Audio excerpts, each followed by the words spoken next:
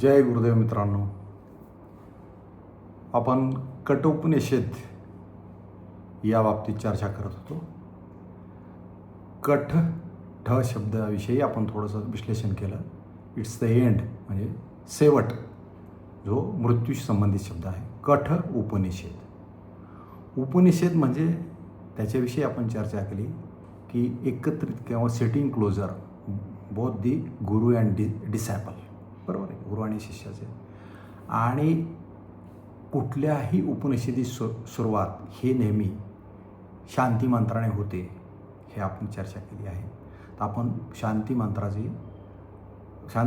शांती मंत्र उच्चारूया.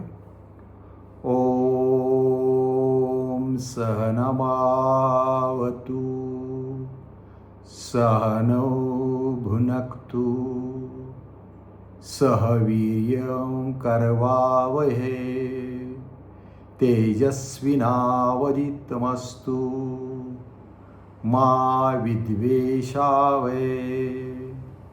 ओम शांती शांती शांती. जय गुरुदेव. हा मंत्र बऱ्याचशा वेळेस आपण जेवणाच्या अगोदर देखील म्हटला जातो.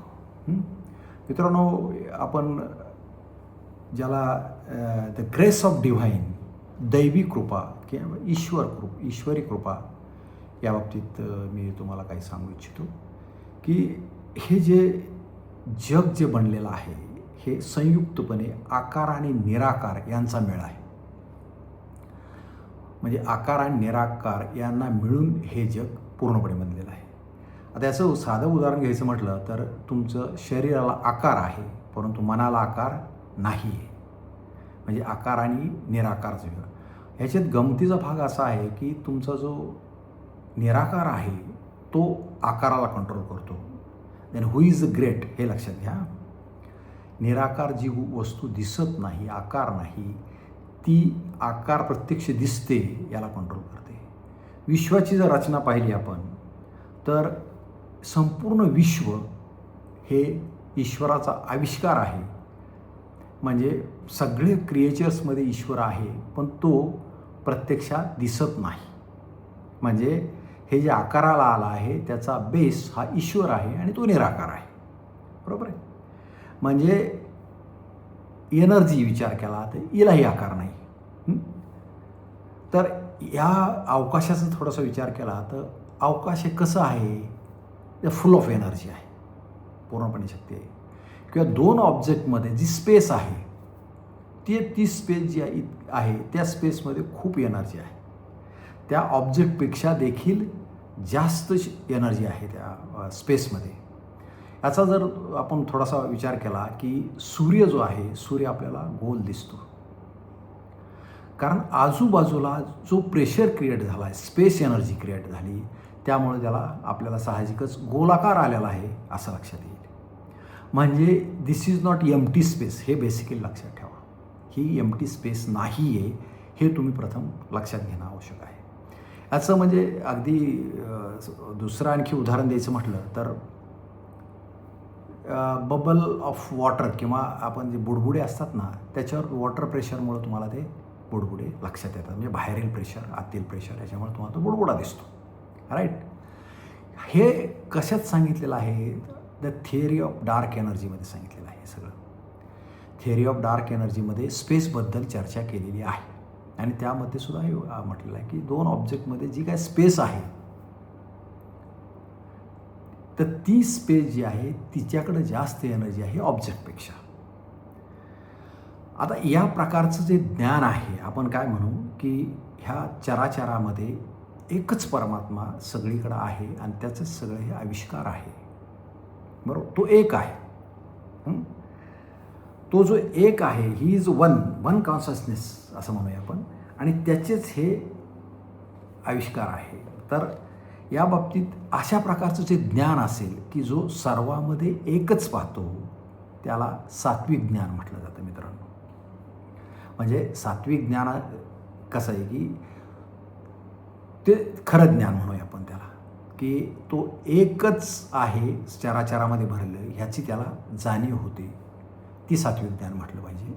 किंवा अगदीच भौतिक उदाहरण द्यायचं म्हणजे लाईट एकच आहे, ती वेगवेगळ्या माध्यमातून ज्यावेळेस जाते त्यावेळेस ती तिचं वेगवेगळं अस्तित्व दाखवते. म्हणजे लाईट एक आहे, ती जर वेगवेगळ्या कलरच्या बल्बमधून जरी गेली तरी आपल्याला वेगवेगळे कलर बल्ब दिसतील. वास्तविक लाईट हा त्याचा मेन बेसिक फंडा आहे, ज्याच्यातून हे सगळं तुम्हाला प्रकाश योजना केलेली दिसून येते. तद्वतच त्याप्रमाणे ह्या चराचरामध्ये ईश्वर पूर्णपणे भरलेला आहे आणि त्याच्यावरच आधारित हे विश्व आहे. हे ज्यांनी ओळखलं, जाणलं, तो त्या काय म्हणू आपण ते सात्विक ज्ञान म्हणू. आणि त्या एकामुळे जग आहे हे ज्यावेळेस लक्षात येतं आहे तुमच्या, त्यावेळेस तुमचा आध्यात्मिक मार्ग जो आहे तो व्यवस्थित चाललेला आहे असं समजायला हरकत नाही. याच्या पुढचं जे ज्ञान म्हणत सांगितलेलं आहे ते राजस ज्ञान आहे. राजस ज्ञान कसं आहे तर ते आकाराप्रमाणे पृथक पृथक म्हणूया, वेगवेगळा. म्हणजे जसे आकार दिसतील तसे त्याला वेगवेगळी नावं ठेवतो. यात सगळंच आला आता मित्रांनो. म्हणजे कलर आले वेगवेगळे, त्या व्यक्तीचा आकार आला, त्याचे काय म्हणजे ते दिसतो कसा, वागतो कसा, ह्या सगळा भेदभाव आला. थोडक्यात काय आला, भेदभाव जिथं आला तिथं आपण आज समजायचं की ते कुठलं ज्ञान आहे, राजसिक ज्ञान आहे किंवा राजस ज्ञान आहे. म्हणून आपण सात्विक ज्ञान बघितलं, राजसिक ज्ञान बी बघितलं. परंतु तामसिक ज्ञान हे ज्ञानच होत नाही, त्यामुळे त्याच्याविषयी काही फारशी चर्चा करण्यात मतलब नाही मित्रांनो. परंतु आपल्याला काय करायचं, दिसणे आणि आकार याच्या पलीकडे जायला पाहिजे. का जायला पाहिजे तर प्रत्येक गोष्ट ही बदलते. म्हणजे आकार तो राहत नाही आहे, कुठलाही असो आकार. म्हणजे अगदी भौतिक जीवनात आपण विचार केला तर तुम्ही ज्वारी पेरली, गहू पेरला, ते प्रथम स्टेज, द्वितीय स्टेज आणि हार्वेस्टिंग यामध्ये सगळे आकार बदलून जातात. बरोबर आहे. किंवा झाड असेल, कुठलंही काही असेल, प्लांट्स कुठलीही घ्या, हे सतत बदलतं आहे. म्हणजे या सृष्टीचा नियम हा बदल इथं कायमस्वरूपी होत आहे, हे तुमच्या लक्षात आलं पाहिजे.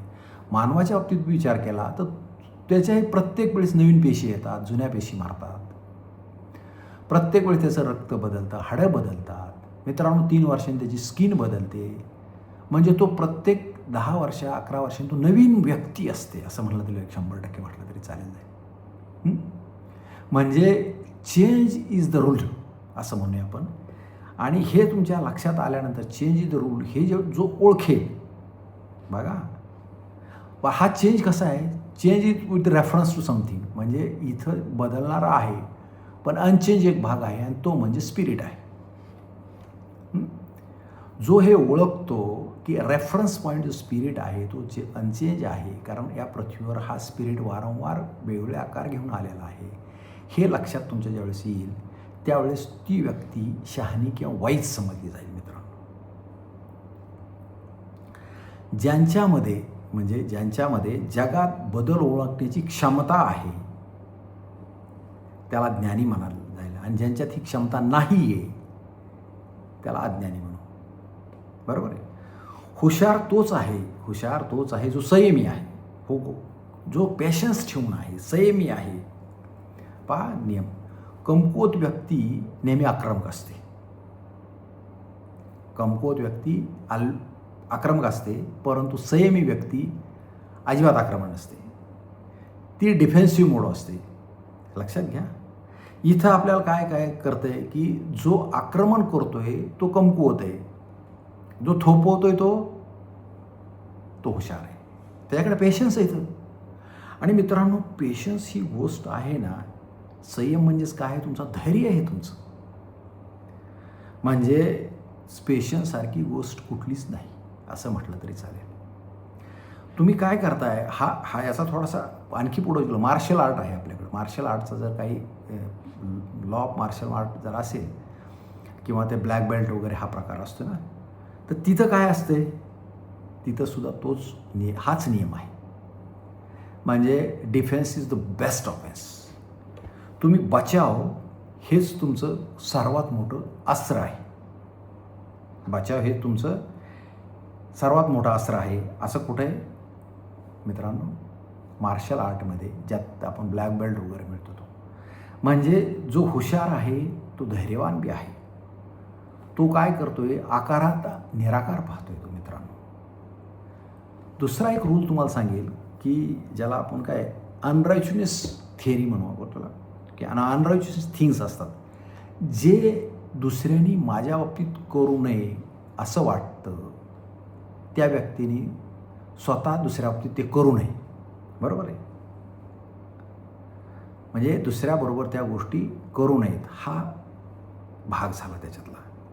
जिथं बरं का तुम्हाला पुढचा भाग सांगेल की जिथं ज्ञान विरघळत किंवा डिझॉल्व्ह होतं तिथं मृत्यू देखील विसर्जित होतो. बघा, जिथं ज्ञान हे विरघळतं किंवा डिझॉल्व्ह विसर्जित होतं, मृत्यू देखील काय होतो? विसर्जित होतो. मृत्यूस आपण बऱ्याच वेळा काळ घेऊन गेला तर ती वेळ होते. मृत्यू आपण बऱ्या भौतिक जीवनात बघतो की त्याची ती वेळ होती, त्याची ती वेळ होते. म्हणजे त्या वेळेस काळ घेऊन गेलेला आहे. म्हणजे मृत्यूस काळ घेऊन गेला तर ती काय झाली? वेळ झाली. मृत्यू काय करतोय तुम्हाला मित्रांनो? मृत्यूचा एक वैशिष्ट्यपूर्ण गुण आहे, तो सर्व आठवणी तुमच्या गिळंकृत करतोय. बरोबर आहे? अजून काय गिळंकृत करतोय तो? तर मृत्यू हा सर्व घटना गिळंकृत करतोय, सगळे आकार संपवतोय, आकार पण गिळंकृत करतोय. असा हा मृत्यू आहे. म्हणजे मृत्यू वाईट आहे का? तर मृत्यू चांगला आहे हे लक्षात येईल. मृत्यूचं ज्ञान जर झालं तर मृत्यू चांगला आहे हेही लक्षात येईल. परंतु हे लक्षात घ्या, मृत्यू काय करतोय? कृती, ज्ञान हे सगळं गिळंकृत करतोय. परंतु ह्या मृत्यूला गिळंकृत करणारा कोण असेल? ते ब्रह्मन आहे. आता उलट्या बाबतीत सांगतो, ब्रह्मन काय करते? मृत्यूला गिळंकृत. आणि मित्रांनो हे लक्षात येईल, भौतिक जीवनात जो मोठा आहे तोच छोट्याला खाऊ शकतो. राईट? जो मोठा आहे त्याची कॅपॅसिटी मोठी आहे, तो छोट्याला खाऊ शकतो, गिळंकृत करू शकतो. म्हणजे ब्रह्मन हे मृत्यूला गिळंकृत करणारा आहे. म्हणजे ब्रह्मन सर्वश्रेष्ठ आहे. आत्मन किंवा परमात्मा हा सर्वश्रेष्ठ आहे की तो मृत्यूला सुद्धा गिळंकृत करतो. आता गमतीचा भाग सांगतो की आपण बरं गॉड इज अननोएबल म्हटलं जाते. परमेश्वर हा म्हणजे दिसण्याच्या पलीकडे, असण्याच्या पलीकडे आहे. मग आपण हे सगळं का करत आहोत? हा जो एक्सरसाइज करत का करत आहोत हा एक.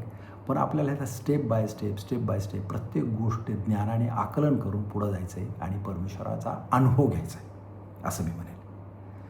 आता आपण मागेही बऱ्याच वेळेस पाहिले की ही जी आपले शरीर जे बनलेलं आहे पंचमहाभूताने बनलेलं आहे, त्याच्यात पंच ज्ञानेंद्रिय आहेत, पंच कर्मेंद्रिय आहेत, मन, बुद्धी, अहंकार आणि चैतन्य, असं आहे संपूर्ण. तुम्हाला मी क्रम सांगितला. बरोबर आहे? म्हणजे मन, बुद्धी, अहंकार आणि चैतन्य लास्टला आलं. तर हा जो अहंकार आहे, बरोबर आहे, हा कसा आहे? मन, बुद्धी, इंटेलेक्च्युअल आणि अहंकार, इगो तुमचा, आणि त्याच्यापुढं चैतन्य आले. मग आता हा या बऱ्याचशा वेळेस काय होतं की अगदी त्याचं उदाहरण सांगतो. मन, आपण एका झोप लागली आता बरं का, आणि डोळे पण थकलेले, तर मन म्हणतं, एखाद्या टी व्हीवर किंवा पिक्चर लागलेला असेल, तुम्ही कुठं प्रवासात असेल तर मन काय म्हणतं? नाही, पुढं बघूया, अजून काय असेल तर पुढं बघूया. म्हणजे तुम्ही काय करता? मनाच्या मागे फिरता. पण बुद्धी म्हणते थांब. ते बरोबर नाही. There is no say over your organs. म्हणजे तुमचा त्या मनावर कंट्रोल जर आला तर मात्र पुढची स्टेप तुम्हाला मिळू शकते, अदरवाईज नाही. हे लक्षात घ्या. म्हणजे हा जो मन, बुद्धी, अहंकार आणि महत ज्याला म्हटलेला आहे, तर तुमचा हा इगो असेल तर तुमचे जे केस आहे डोक्याचा, त्याचे जर 100 उभे काप केले, बरोबर का, तर त्याचा जो एक पार्ट आणि त्याचे 100 टाइम्स त्याच्यात जो येईल तो इगो, त्याच्या 10 टाइम्स जो आहे तो काय आला आहे? ॲटमचा साईज सांगितली ॲटमची. त्याच्या 1000 टाईम हा 1000 टाईम फायनर म्हणू आपण, म्हणजे लहान फायनर हा अहंकार आला आणि त्याच्या 100 टाइम्स फायनर हा महत आला. महतबद्दल आपण बोलत होतो. तर मित्रांनो, हा जी महतची भौतिक जीवनात थोडासा विचार करा. महत कशासाठी निगडीत आहे? महत महात्मा, बरोबर आहे. संत महात्मा म्हणतो आपण. हा कोरिलेट विथ महत आहे. हे का असं आहे? हे महतला पोचले म्हणजे काय पोचले? किंवा महात्मा गांधी, आपल्याकडं आपल्या देशात महात्मा गांधी, महतला साधू संत हे पोचलेत म्हणजे काय?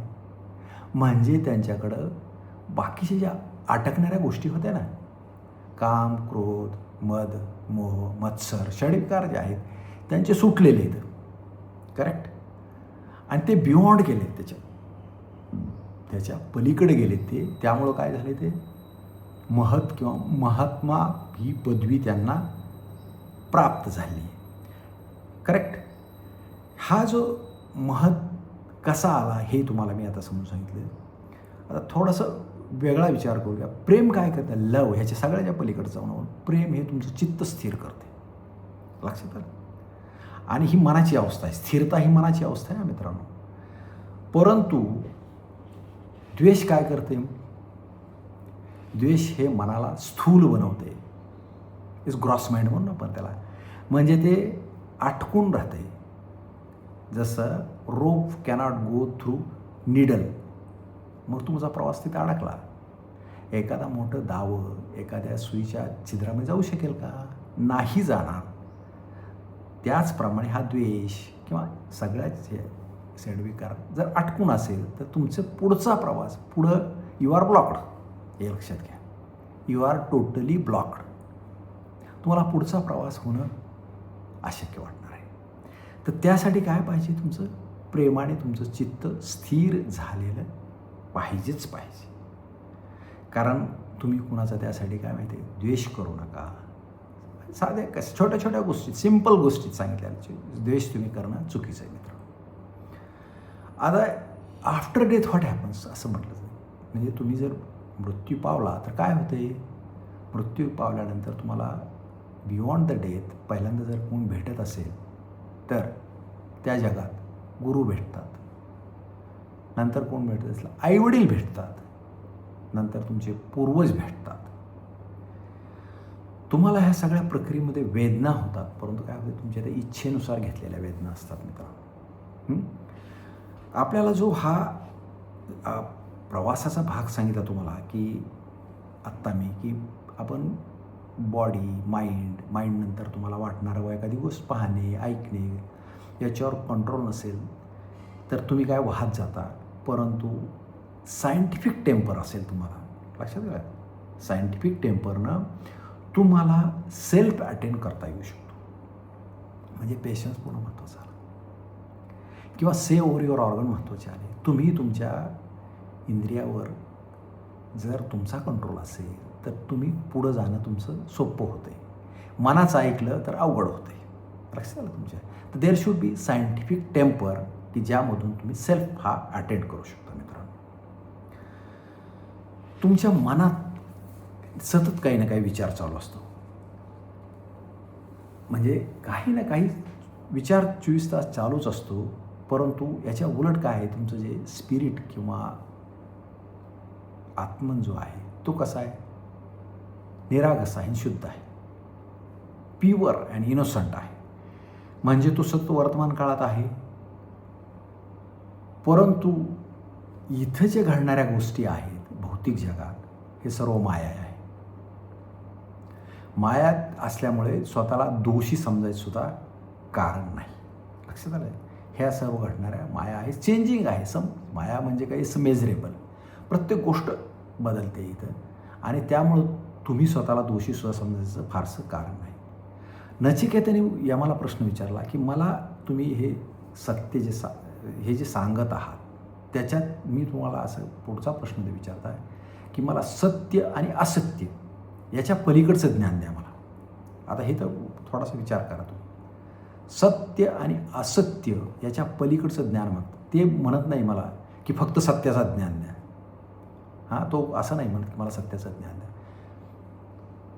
तो काय म्हणतो? सत्य आणि असत्याचा पलीकडं जे आहे त्याचा मला ज्ञान द्या. आता ह्यात गमतीचा भाग असले असत्याला सुद्धा तेवढीच किंमत आहे. कारण आपल्या भौतिक जीवनात सुद्धा दुर्जनम प्रथमं वंदिते, तदनंतरम सज्जनम. पहिल्यांदा आपण दुर्जनाला नमस्कार करतो. काय कारण असेल? त्याचं कारण असं आहे मित्रांनो, की त्यांनी जो अनुभव घेतलेला आहे ते तुम्हाला सीख दिली किंवा एक धडा दिलेला आहे, त्याच्यातून तुम्ही शिकलेला आहात आणि तो लॉस करून घेतला आहे. अगदी भौतिक जीवनातलं उदाहरण तुम्ही घेतलं, एखादा दारू पिणारी व्यक्ती असेल तर त्याचा म्हणजे जो काही सर्वनाश आपण पाहतो, ज्या घर प्रपंच, तो जे बडबड, त्याचे शारीरिक होणारे हाल, तो कुठेही पडणे, याच्यातून हे गोष्ट केल्यानंतर काय होतं आहे, दुःखच प्राप्त होतं हे तुमच्या लक्षात येतं. तुम्ही तो अनुभव घेतला नाही, पण त्याच्याकडून तुम्ही अनुभव घेऊन हे शिकलात. म्हणून सांगितलेलं आहे की दुर्जनम प्रथमं वंदिते तदनंतरम सज्जनम. म्हणजे पहिल्यांदा तुम्ही दुर्जनाला नमस्कार करा, त्याच्यानंतर शहाण्यांना नमस्कार. सोनं जेवढं आपण आगीतून तावून सुलखून निघेल ना, तेवढं काय असेल, प्युअर असेल. प्युअर जसं प्युअरिटी वाढत जाणार. किंवा चंदन जितकं घासाल तुम्ही मित्रांनो, जेवढं घासाल त्या तेवढा सुगंध जास्त येईल. म्हणजे तुम्ही स्वतःला किती साधनेत गुंतवताय, how you become pure, that's depends. तुम्ही स्वतःला कसं प्युअर बनवत आहात, तुमच्या म्हणजे साधनेचा स्तर कसा उंचवत आहात, आणि त्याच्यातून काय निघणार आहे, परत चंदनात जसं घासल्यानंतर येतं सुगंधच निघणार आहे. जे यमाग यम काय सांगतायत यमदेवता, की जे खोल ध्यानात उतरतात मित्रांनो, त्यांना मृत्यूचं भयच नाही आहे ना. कसलं भय त्यांना मृत्यूचं? Before living body to you, you learn how to left the body. म्हणजे तुम्ही काय केलं आहे की ध्यानाच्या माध्यमातून, समाधीच्या माध्यमातून तुम्ही काय केलं आहे की तुमचं शरीर सोडून काही कालांतराने सोडून जाणार आहे, हे जाण्याच्या अगोदर तुम्ही शरीर कसं सोडायचं हे शिकला आहात. इन द सेन्स काय, ज्यावेळी तुम्ही ध्यानात असता त्यावेळी तुम्हाला शरीराची बिलकुल जाणीवच असते मित्रांनो. You are pure. तिथं तुम्हाला मान अपमान हे सगळं काही, कुठलीच गोष्ट तिथं पोहोचत नाही. म्हणजे जो ध्यानात खोलपणे उतरतो त्याला मृत्यूचं भय नाही आहे. आता याचा दुसरा एक भाग सांगतो, जो एक शब्द आहे या संपूर्ण जगात सामावतो, तो आहे ओम. या जगात पूर्णपणे सामावलेला कुठला शब्द आहे तर ओम आहे. ओम हे काय माहिती आहे का? प्रकाश आणि आवाजाचं अधिकरण आहे. ओम कशाचं अधिकरण आहे? प्रकाश आणि आवाजाचं अधिकरण आहे. आता हे का सांगतोय तर मृत्यूसुद्धा हा वेगळा नाही आहे मित्रांनो. कारण मृत्यूसुद्धा प्रकाश आणि आवाजाचाच संयुक्तिक मेळ आहे. हे कसं तुम्ही म्हणाल? लक्षात घ्या, तुम्ही जीवनात ज्यावेळेस वागत असताल त्यावेळेस तुम्ही तुमच्या जीवनातले काढून टाका. आवाज काढून टाका म्हणजे तुमच्यावर कोणी टीका करते, अपमान करते, तुम्ही काहीच ऐकत नाही. लक्षात घ्या, तुमच्या मनात काही तरंग उठणार नाही, दुःख होणार नाही. होईल का दुःख तुम्हाला? म्हणजे तुम्ही आवाज हा बिलकुल विचारात घेतला नाही. या दोन गोष्टीमुळे खूप जीवनात म्हणजे बदल घडतो. एक आवाज आणि दुसरं प्रकाश. म्हणजे तुम्ही जीवनातला आवाज जर बाजूला गेला तर तुम्हाला शांती मिळते. तुमच्या जीवनातला दुसरी गोष्ट, लाईटमुळं काय होते? आकार लक्षात येतो तुम्हाला. ज्यावेळी तुम्ही बाहेर पाहता त्यावेळी वेगवेगळे आकार दिसतात. म्हणजे XYZ व्यक्ती दिसली, तिच्याविषयी चांगलं मत बनतं, पुन्हा अजून कोण असेल त्याचं वाईट मत बनतं, what ever it may be. म्हणजे लाईटमुळं तो आकार आला, आकारामुळे तुमच्या मनात द्वंद्व सुरू झालं. बरोबर आहे. तुम्ही हे आकार जर बाजूला केले सगळे तर तरी देखील तुम्हाला आनंद मिळेल, दुःख निघून जाईल जीवनातलं. म्हणून काय म्हणले, मृत्यू हा वेगळा नाही आहे, तर तो प्रकाश आणि आवाजाचा मेळ आहे. लक्षात आलं तुमच्या? आत्म्याचा गुण काय आहे? आस्ती, भाती आणि प्रीती हे आत्म्याचे गुण आहेत. आपल्याला काय करायचं मित्रांनो? आवाजाच्या पलीकडे जायचे. आवाजाच्या पलीकडे जायचं असेल तर कसं जाणार तुम्ही? तर आवाजानेच जा. म्हणजे जसं आपण काय म्हणतो, शस्त्राने शस्त्राचं कटिंग करू शकतो आपण. तुला लक्षात आलं काय? म्हणजे ज्याचा वापर ज्याला नष्ट करायचा त्याचाच वापर करा योग्य रीतीने, म्हणजे ते नष्ट होईल. बरोबर आहे. म्हणजे आवाज जर नको असेल तर आवाजानेच त्याला बाजूला सारा. तो कसा? आवाजा पलीकडे कसं जाणार तुम्ही? तर ओंकारनं. कारण तुम्ही जगात येण्यापूर्वीही ओममध्ये होता आणि मृत्यूनंतर नंतरही तुम्ही ओममध्येच विसर्जित होणार आहात, हे लक्षात घ्या. त्यांचा शेवटचा शब्दसुद्धा ओम जर असेल ना मित्रांनो, आवाजाने कसं पलीकडे जाईल तर ओंकारावर ध्यान करा म्हटलं मी तुम्हाला. आणि तुमचा जर शेवटचा प्राण जाण्याचा शब्द जर ओम असाल तर यू आर लिबरेटेड, तुम्ही मुक्त झाला म्हणून समजा. म्हणजे आवाज हा आवाजाने आपण बाजूला सारला इथं. बरोबर. आता आपण काय म्हणतो बऱ्याचशा वेळेस की तुम्ही मन मारून टाका. मन मारून टाका म्हणजे व्हॉट इज दॅट? मन मारायचं म्हणजे काय करायचं आहे? प्रत्यक्ष मारायचं आहे का मन? कारण मन तर प्रत्यक्ष दिसतच नाही तुम्हाला, मनाला आकारच नाही आहे. कसं मारायचं आहे? मन आहे पण त्याला आकार नाही आहे. आणि मन काय एखादी वस्तू नाही की तिला मारून टाकावं. आपण भौतिक जीवनात मन मारून टाकून जगतो तो, किंवा मन मारायचं म्हणजे काय करायचं? तर मन मारणे म्हणजे त्याच्यावरचे इम्प्रेशन बाजूला करणे, ठसे बाजूला करणे. बरोबर आहे. मनावर जे काही इम्प्रेशन्स आहेत ते बाजूला करणे म्हणजेच मन मारणे. हे कशाने होऊ शकेल? ध्यानाने होऊ शकेल. याच्याविषयी आपण चर्चा केली आहे. अजून तुम्हाला एक प्रकार सांगतो. जैन मुनी काय करतात? संध्याकाळी एकांतात बसतात बरं का. त्यांची प्रतिक्रमण नावाची एक प्रक्रिया आहे. प्रतिक्रमण नावाची एक प्रक्रिया आहे. ते काय करतात? संध्याकाळी अनवाइंड द माइंड. जे काही दिवसभर झालं त्याला अनवाइंड करायचं ते मनाला. म्हणजे ह्या प्रोसेसचा भाग काय झाला महत्त्वाचा आहे की ह्याच्यामुळं काय झालं की मनावर जे ठसे होते ते निघून जाण्याची एक प्रक्रिया आहे. आणि अशा पद्धतीने ते मनावरचे ठसे निघून जातात. आपण प्रत्येक धर्मात बघितलं, जैन असेल किंवा बुद्ध असेल, शीख असतील, झुरिस्ट असेल, तर ह्यात काय सांगितलं? ओमवर ध्यान करा. कारण ओमच्या ज्या लहरीत ना, व्हायब्रेशन्स आहेत, ओमचे प्रकाश, ओमच्या ज्या लहरी आहेत त्या कशा आहेत बरं? तर ते पृथ्वी स्वतःभोवती जी फिरते ना, स्वतःच्या ॲक्सिस भोवती, त्या ज्या क्रिएट होतात त्या प्रकारच्या ह्या ओमच्या लहरी आहेत. त्यामुळे ओमवर ध्यान करणं एक खूप छान गोष्ट आहे. पृथ्वी स्वतःभोवती फिरते आपल्याला माहिती आहे. Rotation to its own axis आपण असं म्हणूया.